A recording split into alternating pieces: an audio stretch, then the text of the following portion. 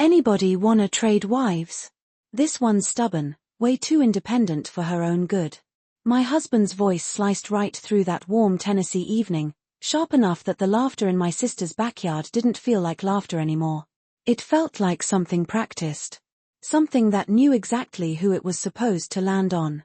The air in Nashville was thick with smoke from the grill and sweet heat from the day that refused to let go. Someone had music playing low, kids were running through the grass with sticky hands, and a dozen conversations were floating around me like nothing in the world could go wrong. But the second he said it, I couldn't taste the food on my plate. I couldn't even swallow. I was standing by the picnic table, holding a bowl of coleslaw I'd made from scratch that morning, because that's the kind of person I've always been. The one who shows up with something homemade. The one who remembers what everyone likes. The one who tries to make things smooth, easy, pleasant. My name is Tessa. I'm 32, and I've been married to Derek for 7 years. 7 years of learning when to laugh, when to stay quiet, when to let something slide because it was just a joke. Derek stood at the grill with a beer in his hand, wearing that familiar grin he pulled out for gatherings. That grin that made strangers think he was charming, and made me feel like I was standing on a stage I didn't agree to be on. He lifted the bottle and pointed it at me like I was a prize in a raffle. Come on, any takers? He kept going, louder now, feeding off the attention. She works too much. She's got an opinion on everything. And don't even get me started on how she always thinks she knows better than everyone else in the room. I'm basically giving her away for free here. My sister, Cara, was across the yard near the cooler, watching me with that look she always wore around him. Sympathy mixed with anger, like she wanted to step in but didn't know how without making it worse. Cara had never liked Derek. Not really. She tolerated him for me, for family peace, for holidays and birthdays and barbecues like this one. Around us, people shifted. Some gave those thin little laughs that are more like nervous reflexes than humor. A couple of neighbors stared at their plates like potato salad had suddenly become fascinating. Someone coughed. Someone adjusted a chair. That awkward silence filled in the spaces where someone should have said, "Hey man, not cool." And then someone did. His name was Miles.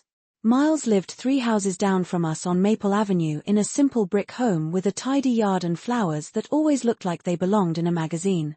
He was 35, quiet, polite, the kind of neighbor who held the door for people without making a show of it. He'd moved into the neighborhood a couple years back after a divorce, and I'd only ever exchanged small talk with him near the mailbox or on morning walks. He'd come to the barbecue because Cara's husband played basketball with him at the community center on Saturdays. Miles set his drink down on the patio table like he wasn't even thinking about it. Then he looked straight at Derek, calm as anything. "I'll take her." The words just hung there. For a second, I thought I'd misheard him. Like my brain was refusing to accept what was happening, because it was easier to believe this was still part of Derek's little performance. Derek's grin twitched, faltered for a split second, a crack in the mask. Then he forced a laugh that sounded fake even to me. "Oh yeah," Derek said, stepping toward the patio like he wanted to turn it into a show again. "You think you could handle her? Trust me, man, you don't know what you're signing up for." Miles didn't smile. He didn't soften it. He didn't try to make it cute. "I think I do," he said. Then he turned his gaze to me, and something about the way he looked at me made my lungs forget what to do. It wasn't hungry. It wasn't smug. It wasn't the kind of attention that makes your skin crawl. It was steady. Like he was asking me a real question for the first time all evening. "So," he said, still looking at me, "what time can I pick you up tomorrow?" The backyard went completely quiet. I heard cicadas screaming from the trees. I heard a car pass on the street beyond the fence. I even heard someone's plastic fork scrape a paper plate like it was the loudest sound in the world. Derek's face went pale under his tan. The smirk finally vanished, replaced by something raw and startled, like he couldn't understand how his little joke had suddenly become dangerous. Because he never expected anyone to call his bluff. Nobody ever had. Something inside me shifted. At first it was tiny, like the first crack in ice at the end of winter. A sound you almost miss, until you realize the whole surface is about to break open. Years of swallowing my words, years of being talked over, laughed at, corrected, reduced, those years rose up in me all at once. Not in a dramatic explosion. More like a quiet tide that finally reached the point where it stopped retreating. I looked at Derek, really looked at him, and what scared me most was how unfamiliar he felt. Like I'd been married to a stranger who'd spent 7 years carving me down piece by piece. Then I looked at Miles again. And I heard myself speak with a calm I didn't recognize. 7, I said. 7 p.m. My own voice sounded steady, like it belonged to someone who didn't apologize for breathing. I set the bowl down on the table. I smoothed the front of my sundress with hands that were trembling even though my face stayed still. Then I started walking. Behind me, Derek's voice rose, sharp and panicked. Tessa, what the hell are you doing? Kara called my name too, worried, like she thought I was about to walk into traffic or jump off a cliff. But I didn't stop. I walked down the gravel driveway, past cars baking in the evening heat, past the sound of music and laughter that didn't feel like laughter anymore. I kept going until I reached the end of the block, where the old elm tree threw a patch of shade onto the sidewalk. That's where my body caught up with my decision. My hands were shaking so badly I had to clench them into fists. My heart was hammering like it was trying to escape. My throat felt tight, like I'd swallowed something sharp. But under all of it, under the fear and the what did I just do, there was something else. Something I hadn't felt in years. Relief. Freedom. I stood there on that quiet corner while the sun started sinking, listening to the barbecue fade behind me, and the thought came so clear it didn't even feel like a thought, it felt like a fact. I was done being the punchline of someone else's cruelty. That night, I sat in the dark living room with nothing but the grandfather clock ticking on the wall, counting seconds like it was measuring the life I'd been wasting. Derek still hadn't come home. I pictured him back at the barbecue, spinning the story already. Making himself the victim. Telling people I was dramatic, sensitive, embarrassing. He was good at that. He'd always been good at making other people doubt what I knew was true. I stared at the dim reflection of myself in the window and tried to remember how I got here. I met Derek when I was 23, fresh out of college with a marketing degree and that bright, hungry kind of ambition that makes you believe life is wide open. I'd landed my first real job at a mid-sized packaging company in Nashville, and he worked there too, sales, confident, smooth, the kind of man who could make you feel chosen just by looking at you. In the beginning, he said he loved my drive. He said it like it was rare. Like it made him proud. When I got my first promotion, he took me out, bragged about me to anyone who'd listen, told me we were going to build something together. Somewhere along the way, the celebration turned into competition. Then the competition turned into resentment. It started the way poison always starts, in small doses. A comment that could be explained away. A joke that made other people laugh, so you told yourself you were overreacting. And then one day you realize the jokes are always about you. And the laughter is never shared. And you can't remember when you stopped feeling safe. By the time the front door finally banged open later that night, I didn't jump. I didn't rush to fix anything. I just sat there and listened as Derek stumbled in, flipping on the light like. He owned the whole air in the room. He smelled like beer and pride. He looked at me and scoffed. "Oh, so you decided to come home," he said, sarcasm dripping. "Nice of you to embarrass me in front of everyone and then disappear." I looked at him, and what hit me wasn't anger. It was exhaustion that went all the way to the bone. "I'm tired, Derek," I said quietly. "I'm going to bed." "We're not done talking about this," he snapped as I headed for the stairs. But in my chest, something settled like a door closing. I was done. The next morning I woke up to the sound of cabinet doors slamming downstairs, the kind of noise that isn't accidental. It's a message. The sunlight coming through the curtains was almost insulting, bright and cheerful, like nothing had happened. For a few seconds I floated in that half-asleep fog where you forget your own life. Then the barbecue snapped back into place. The trade wives' joke, the silence, Miles's voice cutting through it, and my own mouth saying 7 p.m. like it had been waiting years to say it. My stomach tightened, half fear, half something that felt like anticipation, which scared me even more. When I walked into the kitchen, Derek was already at the table with a coffee mug in front of him that he wasn't drinking. His jaw was clenched, his shoulders stiff, like he'd spent the morning replaying last night and building a case against me. I poured myself coffee anyway. Not because I wanted it, but because I needed my hands to do something steady. He finally spoke without looking up. You need to fix this. I leaned back against the counter. Fix what, exactly? He lifted his head then, eyes sharp, offended that I'd even ask. The embarrassment you caused me yesterday at your sister's. You need to call Miles right now and tell him it was a joke. Tell him you're not going anywhere tonight, and you need to apologize to me for making me look like an idiot in front of everybody. The old version of me would have started apologizing before he even finished the sentence. I could almost feel that habit rising in my throat, that reflex to smooth things over so the day doesn't turn into a war. But something inside me had shifted. It wasn't loud. It wasn't dramatic. It was just, done. I set my mug down slowly. You made yourself look like an idiot. His eyes flashed. Excuse me? You stood in front of our family and neighbors and offered to trade me like I was furniture you were tired of. That was your choice, Derek. Not mine. It was a joke. He threw the words like they were a shield. I didn't flinch. If it was just a joke, why are you so upset someone took you seriously? His hand slammed the table hard enough that the mugs rattled, coffee sloshing onto the wood. Because you're my wife.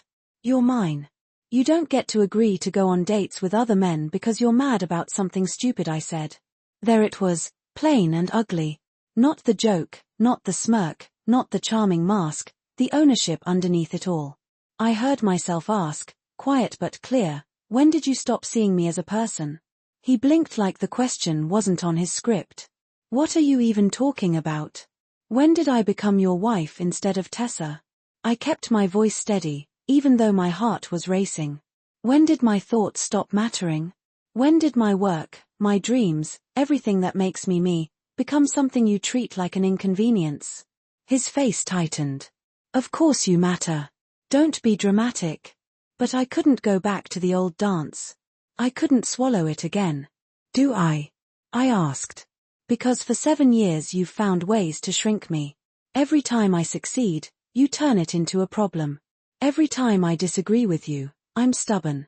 Every time I want to talk about our future, I'm controlling. You take the things that are strengths in me and you twist them into flaws, like you're doing me a favor by correcting them. He stared at me like he couldn't believe I was saying it out loud. I could feel it now, the memory of 1,000 little moments lining up behind my words. Dinner parties where he'd rolled his eyes when I talked about work. Friends gatherings where he'd joked about me being too intense or too ambitious. The way he'd interrupt me, then laugh like I was the one being rude. The way I'd go quiet, then blame myself on the drive home. I thought about my mother, too. The woman who raised me after my father vanished when I was 12, leaving her to work herself raw just to keep the lights on. She taught me that depending completely on someone else is a trap. That a woman should be able to stand on her own feet even if the world shakes under her. Derek used to say he admired that about me. Now he used it like a weapon. He leaned forward, voice low, threatening in a way that used to make my stomach drop. So what, you're really going tonight? You want to humiliate me even more? This isn't about humiliating you, I said. It's about me. Finally standing up after years of being quiet. If you walk out that door tonight, he said, each word clipped, don't bother coming back. I looked at him for a long moment. This man I married. This man I bent myself around. And I felt the last fragile thread of hope inside me snap, not with pain, but with relief. I've spent 7 years coming back, I said calmly. Coming back after every joke, every put down, every fight where you made me feel crazy for wanting respect. Maybe it's time I stop coming back and start walking forward. I left him sitting there with his untouched coffee and went upstairs to my closet. My hands were shaking as I pulled out clothes like I didn't know how to dress myself anymore. And that's when it hit me, how much he'd trained me to doubt everything, even something as simple as what I wanted to wear. At exactly 7 that evening, the doorbell rang. I heard Derek's heavy footsteps move across the living room. I heard the door open, the creak of the hinges, and then a calm voice on the other side. "Hi. I'm here to pick up Tessa." My name sounded different in that moment, like it belonged to me again. I walked down the stairs in a blue dress I hadn't worn in years. My hair was down. My chin was lifted, not because I felt brave, but because if I let my head drop I might not be able to lift it again. Derek stood in the doorway, blocking the entrance with his body, fists clenched, jaw tight. He didn't say a word. He just stared at Miles like he wanted to burn him through sheer rage. Miles didn't rise to it. He simply waited, polite, steady. I walked past Derek without touching him, without asking permission, without apologizing. Miles opened the car door for me, a simple gesture that almost felt shocking after years of being treated like an accessory. As I slid into the seat, I looked back at the house once, just once. Derek stood on the porch like a silhouette in the light from the living room window, and for the first time in our marriage, he was the one standing still while I moved. The car pulled away from the curb. Our house shrank in the side mirror until it disappeared around the corner.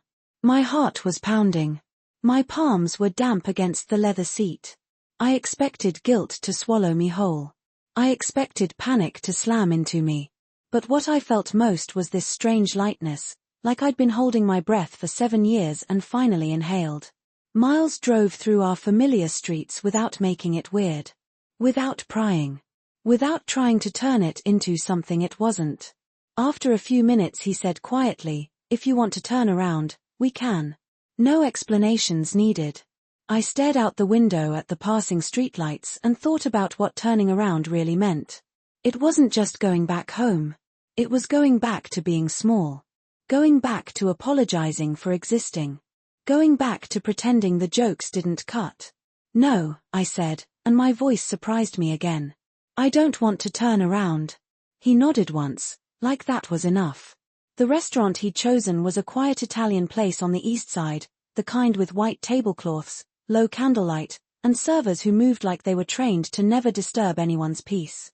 The kind of place Derek always called a waste of money, even when we could afford it, because he didn't like anything that made me feel like life could be bigger than our little box. Miles held the door, pulled out my chair. Small courtesies that should have been normal, but felt almost unreal. I sat across from him and felt like an imposter for a moment. Like someone was going to tap me on the shoulder and tell me I didn't belong at a table like this. When the waiter left with our drink order, I exhaled. I need to be honest. I'm not totally sure why I'm here. Miles didn't look offended. He didn't look smug. He just nodded. That makes sense. Last night was a lot. That's one way to put it, I murmured, and the corner of my mouth lifted despite myself. I've never done anything like this, I said, fingers worrying the edge of the napkin. I've been married 7 years. I never even let myself think about another man. And now I'm sitting here with my neighbor while my husband is probably tearing up the house. Miles watched me carefully. "Do you want to go home?" I actually considered it. Really pictured it. Walking back in, taking Derek's anger, smoothing it over, going back to our routine. The thought made my stomach twist so hard it felt like nausea. "No," I said quietly. Then firmer, "No. I don't want to go home." Our drinks arrived, crystal glasses catching the candlelight. Miles took a sip, then said, "Can I tell you something without it sounding creepy?" I let out a short laugh, surprised by how easy it felt. "Try me." "I've noticed you," he said, choosing his words carefully. "Not like that. I pay attention. It's part of how my brain works. I design buildings, so I'm always noticing structures, stress points, what's holding, what's cracking." I swallowed. "And what have you noticed?" He didn't rush.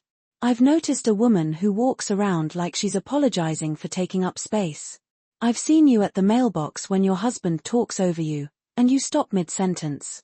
I've seen you smile at neighbors, but your eyes look tired. Like you're carrying something heavy that no one sees." My throat tightened, and I hated how quickly emotion rose up, because it confirmed what I'd tried so hard to deny. That it really was visible. That other people could see it. "And I've seen you when you think nobody's watching," he continued gently. "When you're watering plants, or laughing at your phone, or walking in after work. That version of you is different. She's alive. She's confident. And it looks like someone's been trying to bury her. I blinked hard and stared down at the tablecloth, because if I looked up too long I might cry in a restaurant full of strangers. Why didn't you say anything before? I asked, voice low. Miles set his glass down softly. Because it wasn't my place. You were married. You seemed like you were trying to make it work. But last night, when he said that joke, when he offered you up like you were disposable, something in me snapped. I've been through divorce. I know what it feels like to be dismissed by someone who's supposed to love you. And I couldn't sit there and watch it happen without at least giving you a door to walk through. I sat back, stunned by how simple he made it sound. A door. Not a rescue. Not a fantasy. Not some dramatic promise. Just a door. Dinner arrived, and for a while we talked about safe things. His work, the city, the way Nashville had grown and changed. The food. The kind of conversation that didn't feel like walking through a minefield. And then, right when I started to feel like I could breathe, I looked up and saw a familiar figure storming into the restaurant like a thundercloud that had learned how to wear a human face. My stomach dropped so fast it felt like falling. Derek. Face flushed, eyes wild, scanning the room until he found us. Then he started walking straight toward our table. Derek didn't slow down as he crossed the dining room. Chairs scraped, conversations stopped mid-sentence, and every head turned as he zeroed in on our table like a missile locked on its target. His face was red, his movements sharp and unsteady in a way that told me he'd been drinking long before he walked in here. "Are you serious right now?" he shouted, his voice slicing through the soft clink of silverware and murmured conversations. "You're actually here with him?" Miles stood up calmly, placing himself between Derek and me without making a show of it. The contrast between them was jarring. Derek was all noise and fury, a storm looking for something to break. Miles was steady, controlled, like a wall that didn't need to shout to be solid. "Derek," Miles said evenly, "you're making a scene. Let's step outside and talk." "Don't tell me what to do," Derek snapped, words slurring just enough to make my stomach tighten. "That's my wife you're sitting with. Do you understand that? My wife." Miles didn't raise his voice. He didn't flinch. "I understand that less than 24 hours ago, you publicly offered to trade her away. If you valued her so much, you might have shown it before now. That did it." Derek's face twisted, rage distorting his features as he leaned past Miles and pointed straight at me. "Get up. We're going home. Now." Every instinct I'd trained into myself over 7 years screamed at me to comply. To stand up, smooth things over, apologize to everyone in the room for making them uncomfortable. I could feel that old reflex tugging at me like gravity. Then I looked at Miles, standing there without aggression, without posturing, just protecting space. And I looked at Derek, demanding, red-faced, treating me like an object he'd misplaced. And something inside me locked into place. Know the word. Landed hard. Heavy. Final. Derek blinked, like his brain couldn't process what he'd just heard. "What did you say?" I stood up slowly. My legs were shaking, but my voice didn't. I said no. "I'm not going home with you. Not tonight." His laugh was sharp and cruel. "You can't just walk out on 7 years of marriage because of some stupid joke." "It wasn't one joke," I said, feeling the words pour out now that I'd finally opened the door. "It was years of them. Years of you cutting me down, laughing it off, telling me I was too much, too stubborn, too ambitious. Years of making me feel like I should be grateful you tolerate me." A manager appeared near our table, his expression tight, a security guard hovering just behind him. I could feel the entire restaurant holding its breath. "You're being dramatic," Derek scoffed, playing to the room. "Every marriage has problems. You don't throw everything away because you're emotional." "This isn't about one bad night," I said firmly. "It's about 7 years of bad nights strung together. 7 years of feeling alone next to the person who's supposed to be on my side." The manager cleared his throat. "Sir, I'm going to have to ask you to leave." Derek looked around, finally noticing the audience he'd created. Couples staring over menus. Servers frozen mid-step. A family ushering their kids toward the door. For the first time, the humiliation he'd tried to put on me bounced back onto him. "This isn't over," he snapped, pointing at me as security guided him away. "You're going to regret this." The door slammed behind him, the sound echoing through the restaurant like punctuation at the end of a sentence. I sat back down slowly, my entire body buzzing. Miles sat across from me, his hand resting lightly over mine, grounding without claiming. "Are you okay?" he asked. I took a breath I didn't realize I'd been holding. I think I will be." The manager apologized quietly, offered to comp our meal, offered to call a car. I nodded through it all like I was underwater, my thoughts drifting in strange clarity. I had said no. I hadn't folded. The world hadn't collapsed. Miles drove me home through quiet streets, neither of us rushing to fill the silence. When we pulled up to the house on Maple Avenue, every light inside was on. Derek was waiting. I could feel it. "Thank you," I said as I opened the door. "For standing up for me. For everything." He smiled softly. "You don't owe me anything. Just take care of yourself." I walked up the path alone and stepped inside. The argument that followed was loud, ugly, and strangely brief. Derek ranted. Accused. Blamed. I didn't argue back.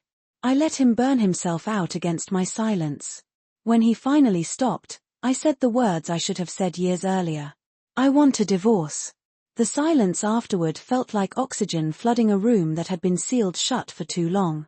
That night, I slept deeply for the first time in years. And when I woke up, I knew my life had already changed. The weeks after I asked for the divorce blurred together in a way that felt unreal, like I was watching my own life from a few steps outside my body. There were practical things that needed doing, papers to file, accounts to separate, decisions that carried weight I'd never had to hold alone before. But underneath all of it, there was this steady sense of rightness that never left me. Fear came and went. Grief came in waves.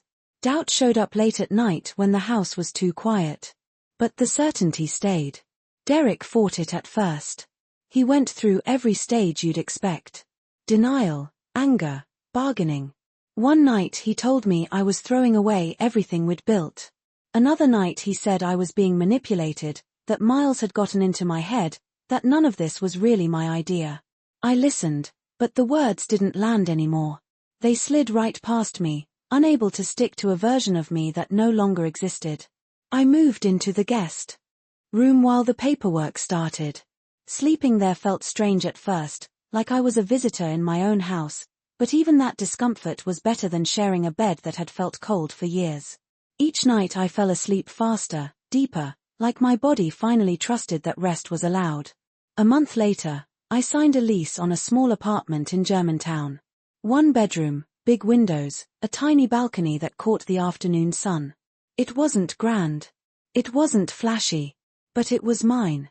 The first night I slept there, surrounded by boxes and bare walls, I lay on the mattress on the floor and cried so hard my chest ached. Not because I regretted leaving, but because I could finally feel everything I'd been numbing myself against for so long. My sister Cara helped me move. She showed up with coffee, packing tape, and that quiet kind of support that doesn't ask too many questions. We carried boxes up the stairs together, laughed when one split open and spilled books everywhere, sat on the floor eating takeout when we were too tired to do anything else. "I'm proud of you," she said that night, sitting beside me as the sky darkened outside the windows. "I don't feel brave," I admitted. "I feel like I'm falling apart half the time." She smiled gently. Falling apart is sometimes how you finally get put back together, right? Work changed, too. In ways I hadn't expected. Without Derek's voice in my head questioning every decision, I started speaking up more. Trusting myself again. I accepted a promotion I'd been hesitating over for months, one that came with more responsibility and a salary that made me feel solid, secure. I stopped apologizing before I even opened my mouth. Slowly, I started finding pieces of myself I'd lost. Morning runs by the river. A pottery class on Saturdays where my hands got messy and nothing needed to be perfect. Quiet dinners alone that didn't feel lonely, just peaceful. Miles checked in occasionally. A simple text asking how I was holding up. Coffee once in a while. Walks where we talked about nothing and everything. He never pushed.